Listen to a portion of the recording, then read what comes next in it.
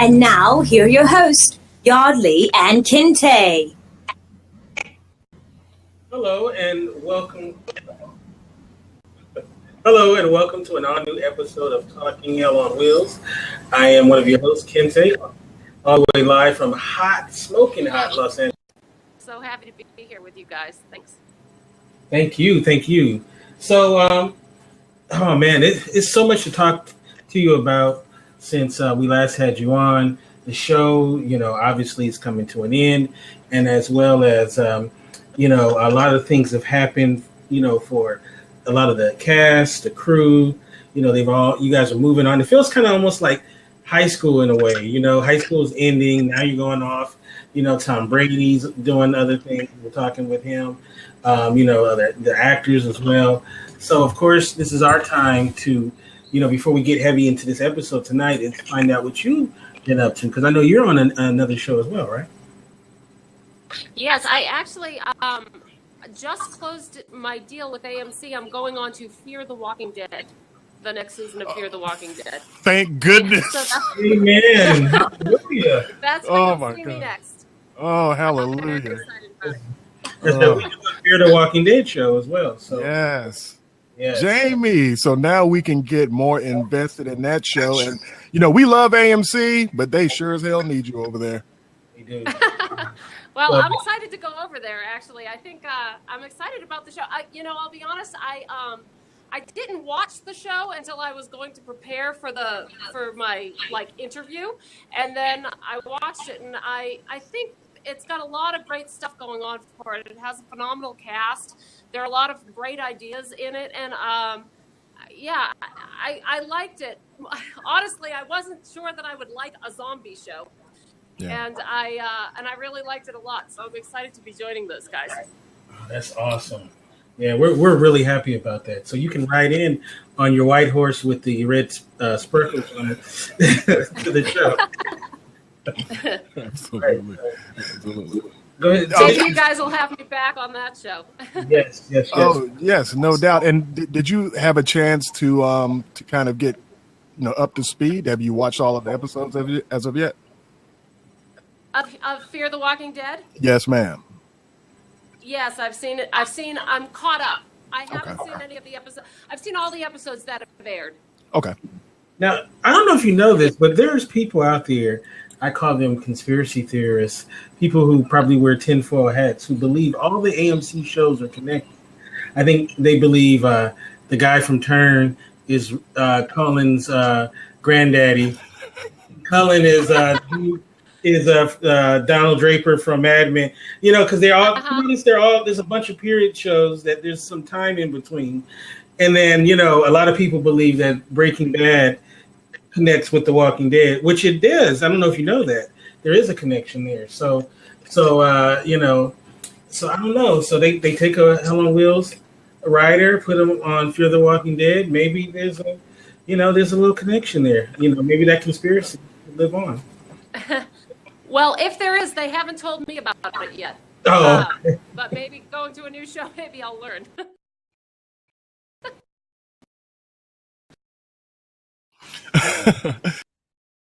Hey, Jamie, what kind of as a fan, just like we are, you know, we asked this question.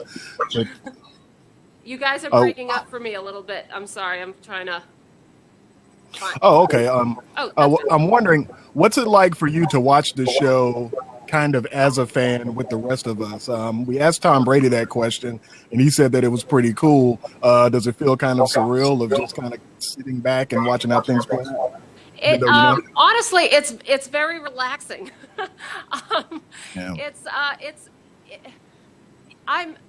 I loved working on the show, and I'm going to miss it, and I'm sad that it's over. At the same time, it is delightful to watch the show knowing that I don't have to work on it tomorrow morning. Do you know what I mean? It's like there's a kind of a relief to it. I can just enjoy it with everybody else, as opposed to worrying about, what happens next? What does that mean? Oh, that scene played a way that I didn't expect it to. Does that mean we have to adjust it? It's all done. It's all done. Cool. Now, for a lot of people that work in Hollywood, doing a Western is on their bucket list. And, not a lot of people get a chance to do Westerns. It seems like there might be a little comeback of that era nowadays. How was, looking back on it, how cool was it to work on a Western, because something you may not ever get a chance to do again. I love Westerns. I've always loved Westerns. I love them in the movies. I loved Deadwood. And as you said, it's really rare that they're on television. So I relished every moment of it. I really was thrilled when I got the job, and I was thrilled to work on it for as long as I possibly could. Now, I don't know if you can answer this question, but, if you can, or maybe we should have you blink, but the show is wrapped last year. Did you get a chance to take something home from the set? I mean, I don't know, maybe one of Cullen's guns. I don't know, whatever. Kente, I'm sorry, you broke up a little. Can you ask me that again? Yeah, I was saying, did you get a chance to take anything home from the set at all? I got a few things. I did. I wrote. Right. I'm sorry. In season 3, I wrote the episode where Cullen and Elam go to the Kiowa Indian village, and they get involved in a game of stickball. I don't know if you saw that episode, but they get the crap kicked out of them, and are almost burned alive. From that episode, I took back a lacrosse stick, like a stickball stick, and one of the balls that they used for the stickball game, and also at the end of it all, I also grabbed one of the McGinnis brothers lanterns, one of the slides for their magic lantern shows from way back from the pilot. Oh, you're so lucky, I swear. You're so lucky. Now, we also know, and I think that we mentioned this the last time that you were on, Kente and I always think that it's a great thing when women get opportunities, not only as writers, but behind the camera. And but we're so proud of you that you're keeping this this train moving. And I'm pretty sure that it's not only an inspiration to other women, it's inspiring to us to see you doing your thing. And we're going to be like some puppies following behind you for the rest of your career. Well, I appreciate it. Back at you. All right. Okay, so let's talk about this final season. Now, what were your thoughts when you first heard that, it was coming to an end? I was disappointed initially. And then I thought, once I kind of got over the initial disappointment, I realized what a gift it is to know when the end is coming, so that we could actually write towards the end, which not every show has that opportunity. Sometimes they're just cancels out of the blue. You never know when the end is actually near. So it was actually, though initially, like I said, I was like, oh no, it was actually a creative boon that we were able to, that we knew how much time we had to finish it up, to wrap everything up. Yeah, I think that's awesome because, to invest so much time into watching a show, I'm talking about from our point of view, and then for it to just go off air, it's very, it feels crappy. So to know that the writers had that opportunity to close it out the way that they want to do makes us feel good. So like I said, we've been saying it's been bittersweet. So that we're going to get a proper ending to the show. And we're very happy about it. I feel like it's been that way for everyone who's worked on the show as well. The cast, the crew, all the producers, all the writers, we've all kind of felt similarly. Mm-hmm. Now, let's talk about this episode specifically because, last week's episode was tremendous. It really got us back into the flow of these final episodes. And this one was a transition episode because you had a chance to bring in some of the other characters. We got to see Durant tonight. We got to see Psalms as well as, Reg Rogers and all those guys. So how was it, integrating all these characters that we love as well as some of the newer characters too? That's a daunting task. It's a pleasure. I feel lucky to have had, I love all the characters on the show. I love them all. And Eva and Psalms are some of my favorite characters. And so I was happy to be able to have a chance to write for those guys. As well as, I mean, I love Reg Rogers. I really love Strobridge this season. So that was a kick as well. And, you know, bringing May back in, I have a lot of compassion for that character. I love that character. So I enjoyed the opportunity to kind of open up the canvas from the Cullen Swede episode, you know, that was so focused. It was nice to be able to see everybody again. And you know what? What I thought was great was that you had an opportunity to bring everything kind of back to its roots. You know, everything with Cullen and Naomi, everything started in a barn, and Bohannon ended up having to leave. And then kind of the closure of his relationship with Naomi also came in a barn, of course, with a child in tow, and Bohannon had to leave. I really like what you did there. Oh, I appreciate that. Thanks. Yeah, it's you know, that relationship was one that we all loved on the show. I love Mackenzie Porter, who plays Naomi. I think she does a beautiful job. And we really wanted to honor that relationship, you know, and honor Cullen's father. He has to say goodbye to this child. It's a big deal. And actually, this episode and kind of this whole season, when the writers all got together and first started talking about it, what we really started talking about was the first season. Like, for everything, to end something, you kind of have to go back to the beginning of something. You know what I'm saying? And so Cullen on our show never had an opportunity to say goodbye to his first wife and child. And so this was an opportunity kind of for that as well in another way. So it's great for us to kind of honor earlier portions of the show in the last season, if that makes sense. Now, Cullen, as we know, is Mr. Tough Guy. You know, he chews glass, you know, and kicks ass. But in this episode, we saw some vulnerability that we've seen, you know, in the previous seasons. And, you know, he actually broke down and cried, which, you know, I mean, like, we know it must be coming to an end because he's on one leg. I mean, he's literally on one leg. He's crying now. He's in his feelings. And I love the fact that you did that. That's what makes his character so good, is that yes, he's a badass, but he gets his butt kicked, and he's so vulnerable. So talk about that scene where, you know, Cullen is really showing his emotions and crying. I thought it was so wonderfully I mean, obviously Anson is amazing. Anson Mount, who plays Cullen, is phenomenal. And one of the things that he talked about a lot in the last season was wanting to really break that character down. The guy is so tough all the time, and he wanted to break him down physically and emotionally. And, you know, we tried to help with that as much as we could, but I really think that he succeeded. You know, in this episode, he's limping the whole time. You know, that bullet that the Swede put in his leg, I think, is going to be with him for the rest of his life. And we're seeing a man who isn't as young as he was when the show started. You know, this is a middle-aged Cullen Bohannon, and a Cullen Bohannon who's been through the ringer. And, you know, I think that if there is any hope for Cullen's redemption at all, you know, we began the series when he murders somebody in a confessional.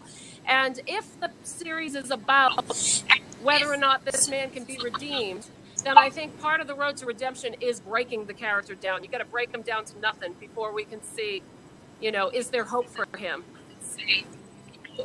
Very interesting. And when you're writing an emotional scene for an episode like tonight, do you just write, bring it up from the gut, 1, 2, 3, go, and just let the actors handle it?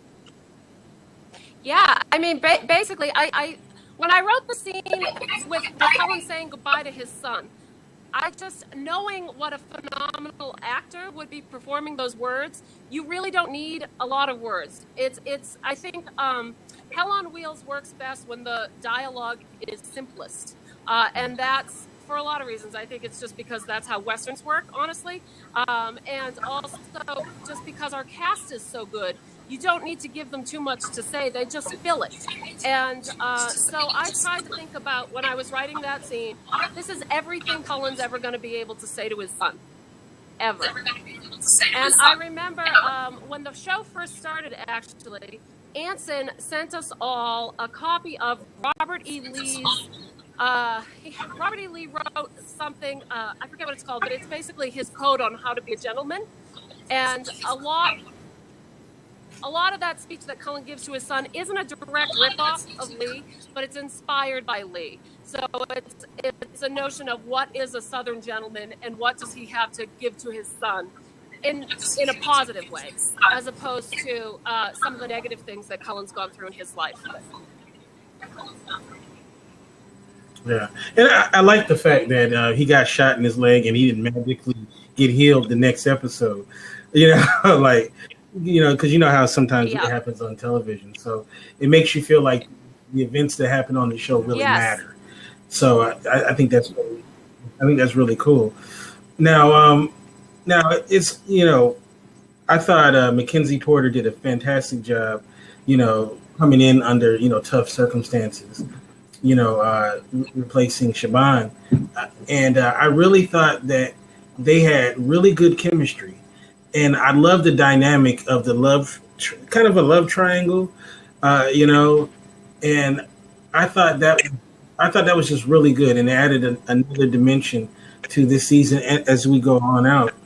And, my question to you is, would Cullen from, let's say, season 2 or 3, would he have just walked away? That's a good question. I don't know if he would have walked away as easily. I think when we talked about this episode, something that I was really interested in and that I think the actors really responded to is that these are 3 good people who are adults and they're in a difficult situation, and they're trying to figure out the best thing for everybody. And so I think when Cullen leaves his wife and child, it really is an adult decision.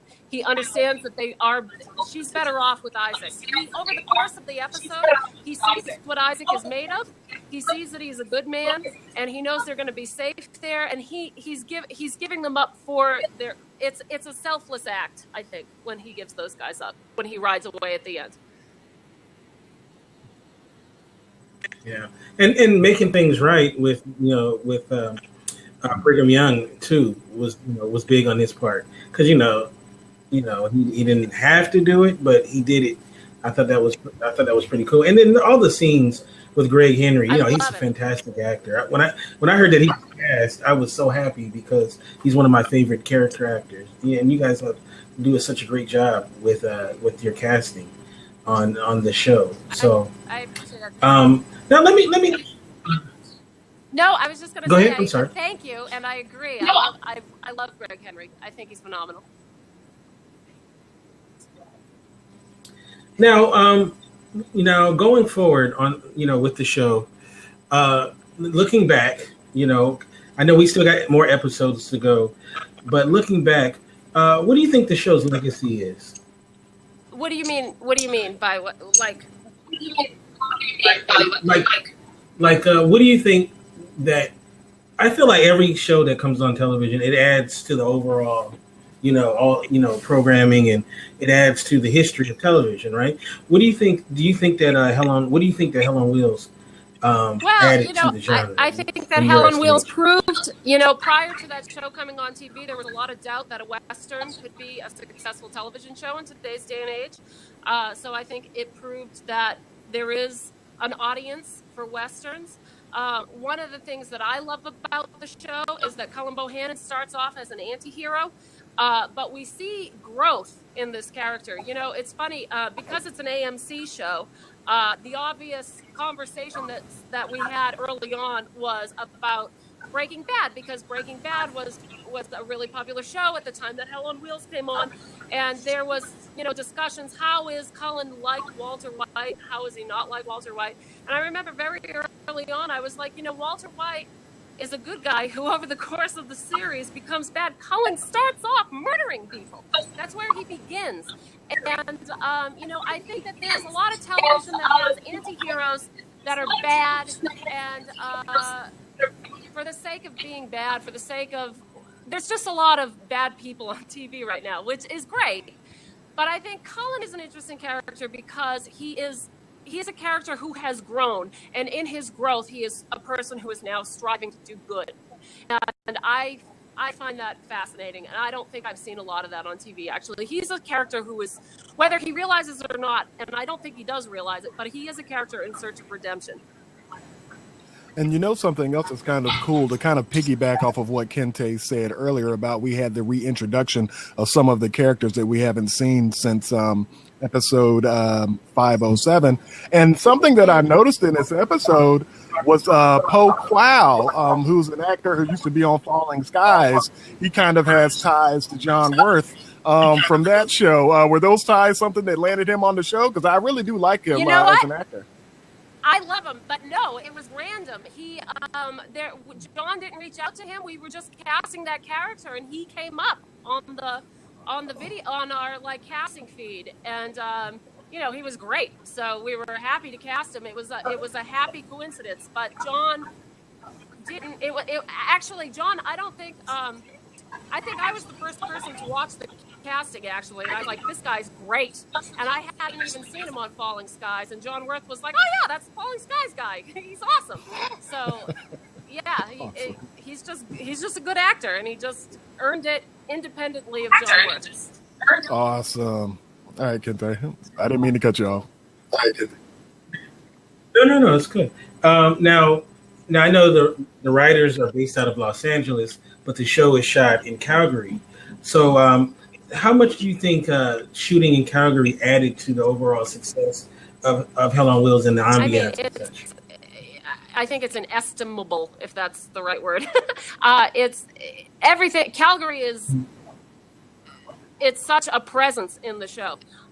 It's such a presence being up there shooting my episodes. The weather, the sky, the fields. We don't have stuff like that here anymore. We don't have the prairie in the States that Canada still has, and so we were so lucky to be able to shoot there. And the show would not look how it looks if it weren't for Calgary. Yeah, and you see quite a bit of stuff is shot in Canada, period. But in Calgary, I believe The Revenant was there as well. Westerns. So it's in fact, it's funny. When I first saw the trailer for The Revenant, my initial reaction was, "That's our mountain! Hey, that's our set!" It might have been your bear. I don't think it was our bear. I don't think it was our bear. Okay. Was there a point with Cullen and Naomi that you wanted to make their conversation more emotional on both ends, as far as should we have gotten as viewers that Cullen was essentially resigned to the fact that situation was doomed, or was the intention to come off that he was really battling on the inside and fighting not to kind of overstep his bounds, knowing that he was in the situation he was in because of a lot of the stuff that he did? I think that my feeling about it, and Anson Mount may have a different feeling, and people watching the show might have a zillion different feelings. But what I believe is that when Cullen, after the Swede hangs in the last episode, when Cullen rides back to that homestead, he's riding back there with the intention of getting his wife and child, of taking responsibility for them, being with them. And of course, the hitch is that when he arrives, Isaac is there. And so now things aren't cut and dried. But I think until he... We're having a little technical difficulty.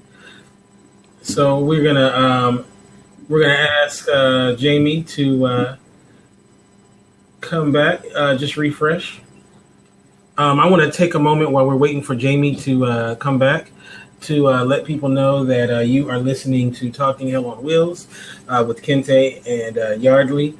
And if you want to call in, the number is 323-522-4601. Or if you're on the website Blab, you can come in as well as a video and ask. On video and ask a question. And so this is both simulcast audio and video.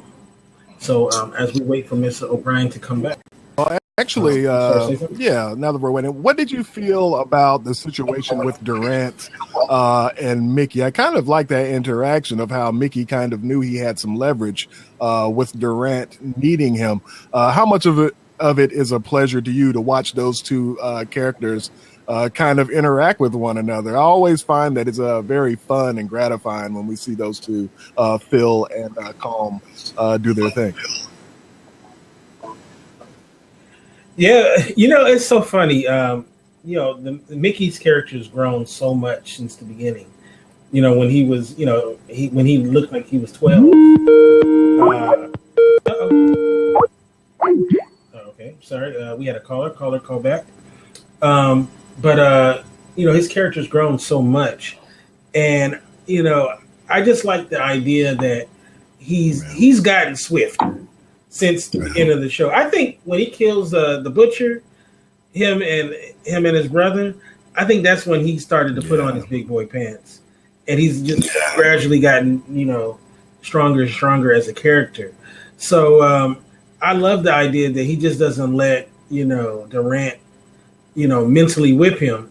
That he actually he has something back for him, and he I think it's great, and I think it's great that his character has evolved in that way. And I think once again they done a fantastic job, and it was cool to see Eva back on the scene as well. I thought that was really cool to see Eva, and I'm just really interested to see how it's going to shake out for those two. I know, as well as Psalm. Do you think that Psalm should have came with the rest of the freedmen? The front Durant about those chips, man. Yeah. You gotta come in for us, man. Your point when you've gotten. Well, I don't even want to say that he got, hornswoggled out of his money, because we actually mentioned this last season that Durant gave him an opportunity not to make that decision. So I guess he has to eat it. Yep, that's true. But also, too, I can understand why he didn't trust Durant, because, he knows Durant is a snake, So it's one of those situations where if he tells you to go into door number 2, you probably should go into door number 1. Generally, this just happened to be one of those situations where he was actually giving him some good game and he didn't realize. So, I mean, he bet wrong, but but he needs him. So you know what I'm saying? Durant needs him. Well, and actually, we've got to talk about the whole, the Fong thing, May. I found it interesting that when she was in Chang's brothel, she was smoking the opium. I'm assuming that it was opium. I found it really interesting that when she was kind of in the days, she was dreaming about Cullen Bohannon, and they kind of transitioned back and forth, showing while she was thinking about Bohannon was thinking about Naomi, and all of this stuff was kind of swirling around. At that point in the episode, did you kind of get the idea that that's where they were going and that I was right? Yeah. That's another thing too. When Jamie comes back in, I want to ask her about, but it does kind of come off as she's a consolation prize instead of a prize. You know what I mean? So I see Jamie's coming back in, so we're gonna. It's okay. Yeah. So we were just talking about the end, and it comes off as he got his consolation prize at the end. He didn't get exactly what he. Well, it wasn't our intention that May was the great at all. I think that again, just how this is just my take on it, and I think that May is a very special person in Cullen's life. She is a person who has been through war as he has been through war. She has worked on the railroad as he has worked on the railroad. And they have a connection that is, I think, deeper than any connection Cullen's ever had with a woman before. And I believe that he loved Naomi. He loves Naomi and William. He will always love Naomi and William. but I don't know if he ever had that kind of like crazy, I can't keep my hands off you, you're my soulmate kind of love with Naomi that maybe he could have with May. Now, May has more skin in the game. Exactly. Now, wait a minute now. It has a lot more. Wait a minute now. Actually. Yep, absolutely. But now, allow me to say the L word, Yes. Lily Bell. Please don't. Now, I mean, it's I don't think we've ever had a chance to ask this question, but you were there in the Lily days, and we've debated this on the show many times. That was he in love with Lily when Lily died or was murdered? I think he. Again, I do think that it was a kind of love. And I think this is what I think Lily Bell did for Colin Bohannon. I think she woke him up. I think prior to being with Lily Bell, Colin was basically dead. He was a killing machine. He was half frozen, and she brought him back to life. And I think had she lived, then it would have been a beautiful love affair, for sure. But unfortunately, it was cut short so quickly that they never really had the opportunity to go there, really. And Lily, though I love her, and she's a phenomenal character in her own right, I mean, she's a very genteel kind of upper class kind of character. And Colin is a kind of guy, I mean, he likes to get his hands dirty, and I think that in a way, I think that May, even though they don't speak the same language, they speak the same language. You know what I'm saying? You're right. Now we have a caller area code 931. What's your name and where you're calling from? Hey, this is Candy Sue. Hey, how you doing? I'm doing good. Yes. I think you have your radio on in the background. You might want to turn it down a little bit. Yeah, I'm trying to get it turned off now. Awesome. There, I've got it off. How you doing? All right. Do you have a question? I'm doing great, guys. I'm just enjoying listening to you and just wanted to call in and especially talk to Jamie just a sec. Just have always enjoyed every episode that Jamie's written. Thank you for watching. Thank you. And just think, it's so fabulous to be involved in a TV show that people tweet with you and talk to you on social media. You answered me twice today on social media, that you really get to be very interactive. So, just have appreciated that opportunity. And this is the first show that I've ever watched that, when the episode's coming up, I look and see who's written it and who's directing it. So,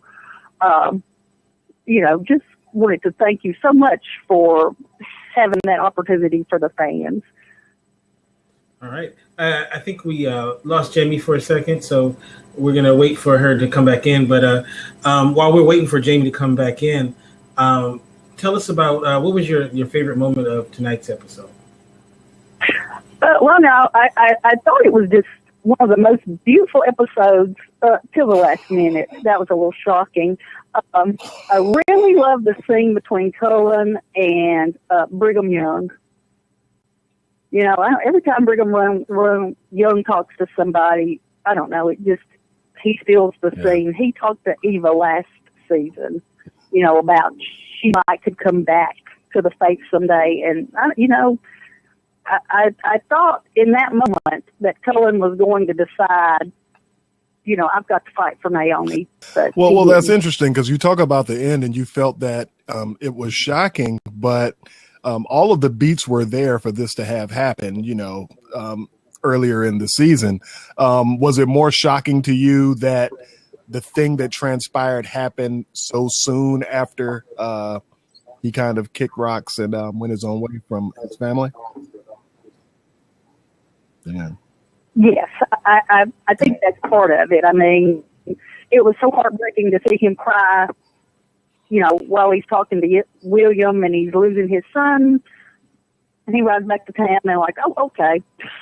Let me ask you a question, though. So you didn't lose. He didn't lose any points with you. Any cool points for breaking down and crying? You like that vulnerability?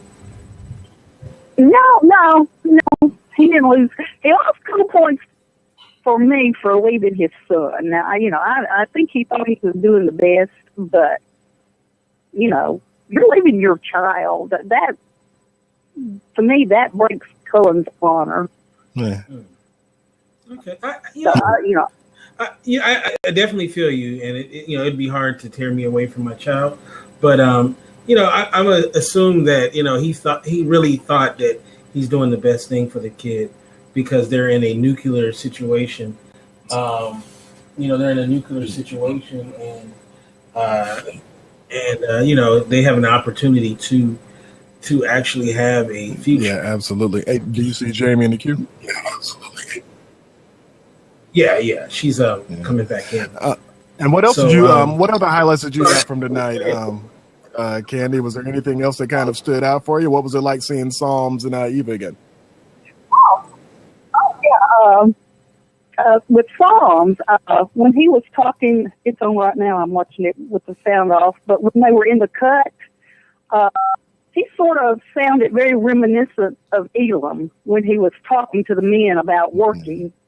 There's a scene back in the first season, where Elam gets out there and he's going to do his job and work, even though they're doing him wrong. And I just thought, I don't know if they did that intentionally, but, I thought, oh my goodness, he's channeling Elam. Oh, awesome. It was also kind of reminiscent of when Elam was trying to rally everybody to go after Bohannon. I think it was, what was the season prior? Yeah. Yes. Awesome. So, and then I kind of wonder what is Eva going to do with that horse. She saw that white horse and was very taken with it, and you just think, oh, well, that's foreshadowing something for Eva down the road. Interesting, yeah. Yay! Hey guys, sorry, I could hear you, but I couldn't be heard. Yeah, technology is something else. So now, did you have one more question for Jamie? Yeah, I would like to ask Jamie just one more question. We were talking about Cullen and Naomi, and maybe he belonged to Fong. Again, it was just kind of too soon to see him with Fong tonight, I thought. But Wes told him family is always the brave choice. And, I just wondered tonight, as I heard Ruth's voice in my head, was he really thinking it's absolutely the best thing for Naomi and William to stay with Isaac, or was that his wiggle room to not make the brave choice? Before I answer you, I'm just curious, how did you read it? What did you think when you watched it?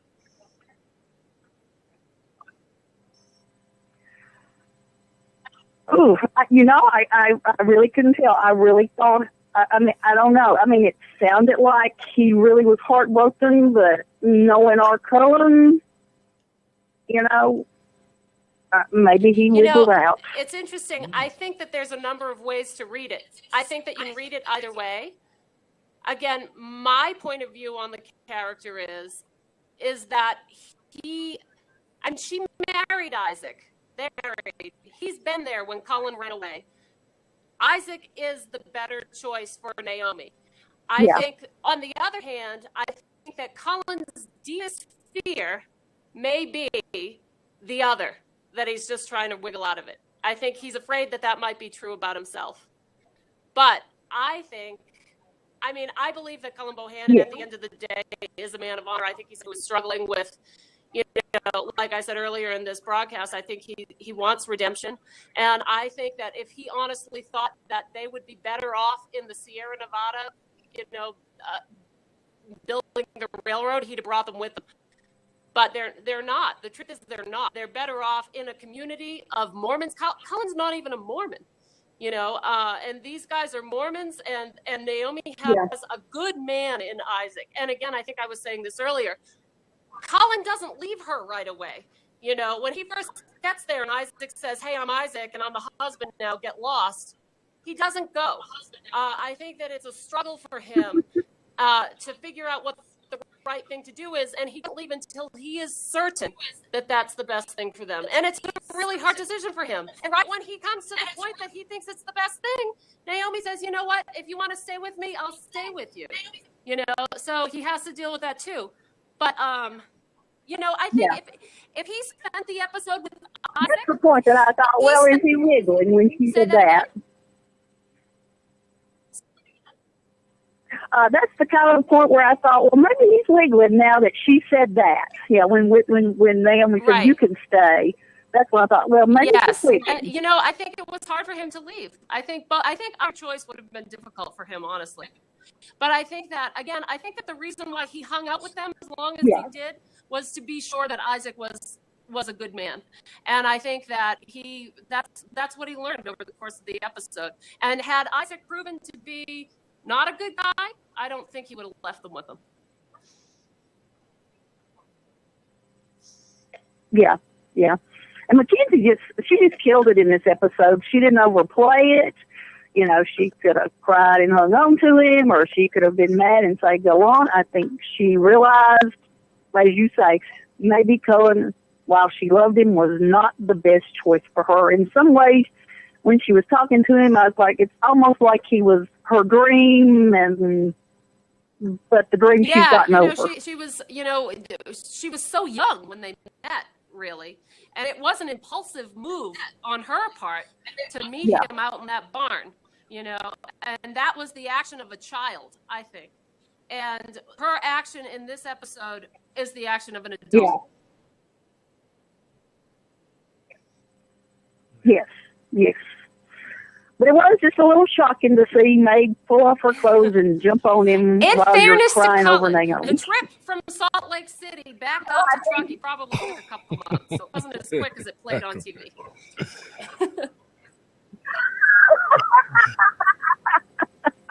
Maybe you should have a longer commercial break so we could have called.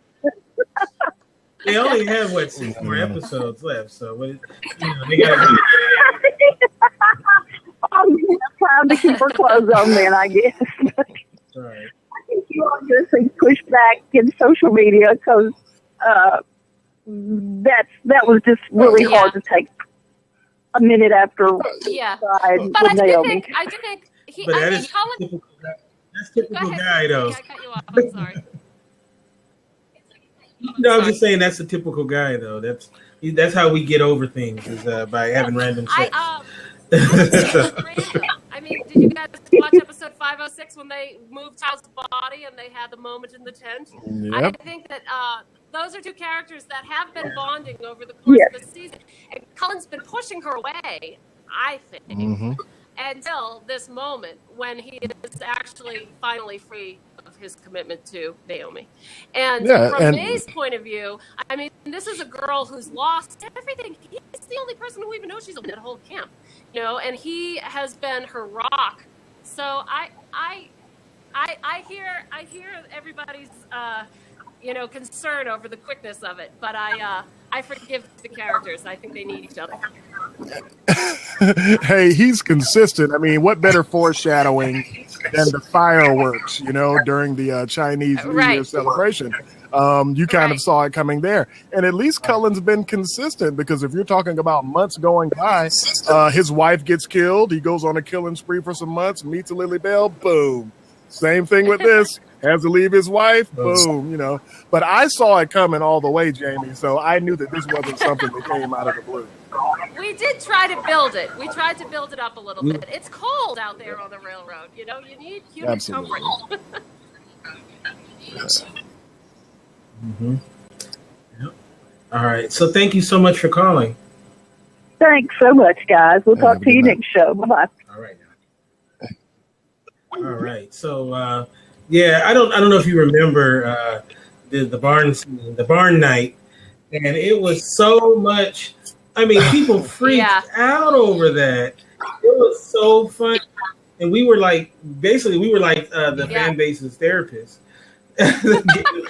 We appreciate it. I thought they were like, "Oh, we'll never do that." Right.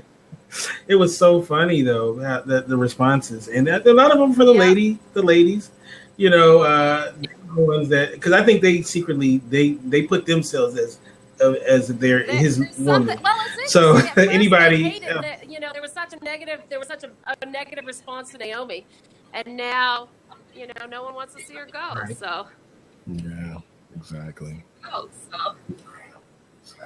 Right. So before we say goodbye, now you did write with Tom Brady the the final episode of the season.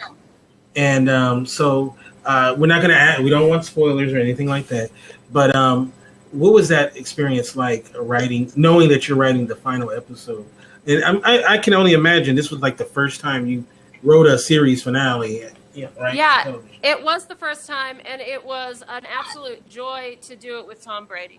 Tom Brady and I are the only writers on the show that have been with the show since the very beginning, and I think that's why John Worth generously offered us the episode. And Tom Brady is such a phenomenal writer, and he's just so damn smart, and he's also so generous. Like I can't imagine a better writing partner. So it was awesome. Yeah, and he's an excellent. Yeah, absolutely, and it's going to make it even sweeter to hopefully get both of you on for that that final episode. It's going to be awesome. Great. That would be really fun. Yeah, yes. I'm a big Tom Brady fan. Both Tom Brady's I'm a fan of. Yes, you're from Massachusetts, right? Yes. Yeah. So I'm a Raider fan, so we don't like the Patriots. That's okay. We can be friends. I don't live in Massachusetts anymore. You probably couldn't be friends with my mother. That's right. Oh.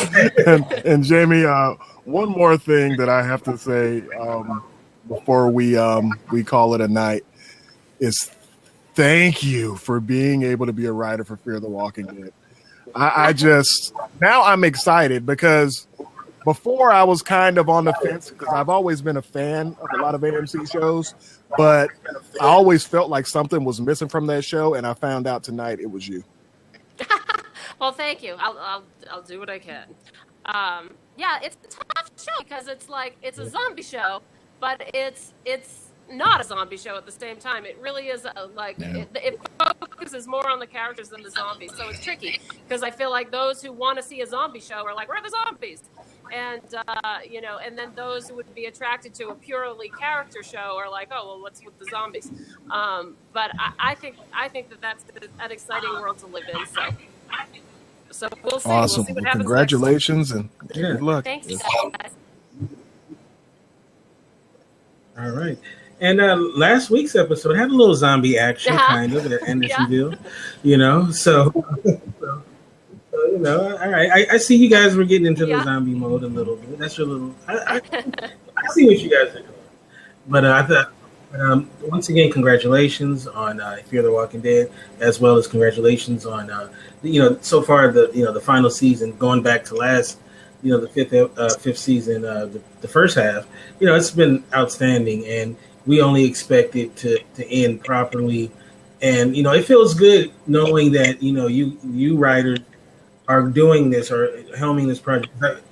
Just by talking to you guys, we understand that you guys really, really care for the show, and it's not just a job; it's something that you guys really appreciate. And this doesn't go without being noticed.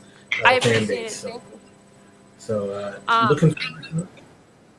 looking forward to it and dreading the final episode at the same time. Well, I can't wait to see what you guys think of it. Thank you so much. It's always a pleasure to talk to you. Thank you for raising interest in the show and for all your thoughtful questions. And I look forward to talking to you soon. Have a good night. Okay, right, you guys. have a great night. Yeah. Oh, one quick question. How can people get you on social media? And I'm on Twitter. And my Twitter handle, I guess, is at Jamie, which is JAMI _O'Brien, OBRIEN. No, thank you. All right. Thank you. And you can follow me on Twitter at militant_marker. Bye, Jamie. All right, and you can get me at Kente F. And we'll be back on Tuesday. I don't know if we have scheduled a guest yet, but we will be back one way or the other on Tuesday night to chop it up, as well as next Saturday. We'll be back with writer Max Hurwitz. We'll be on to talk about next week's episode. And, looking forward to it. I'm going to try not to melt over here. No doubt. I guess Tuesday we can pretty much do a more detailed episode breakdown, but how can we not shower praises and give Jamie the spotlight that she definitely deserves, man. And you're right, man. We only got a handful of episodes left. I definitely look forward to seeing where things go. And I kind of think that these first two episodes, which have been, I don't want to say they've been somber episodes, but I think that now that this is out of the way, it has to pick up, steam. It's going to get a little bit more, it's going to get a little faster because some other things have to go wrong before they close out. So outside of seeing the afterglow of Cullen and Fong, it'll be really awesome to see how a lot of these arcs kind of wrap up. So, hey, look forward to Tuesday, and I hope everybody who's listening in and watching us, I hope you come back and we'll have a good time. All right. And we'll see you next time right here on indieradio.org. Peace.